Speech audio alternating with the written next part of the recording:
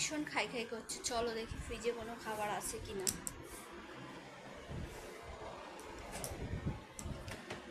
দেখি কি কি আছে। ভাত, মাছ,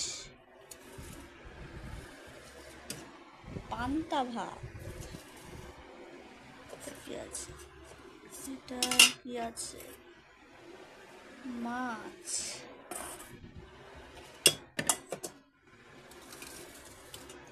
কি আছে, চাটনি,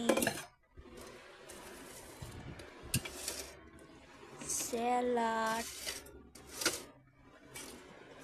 কি আছে, চাটনি, ডাল,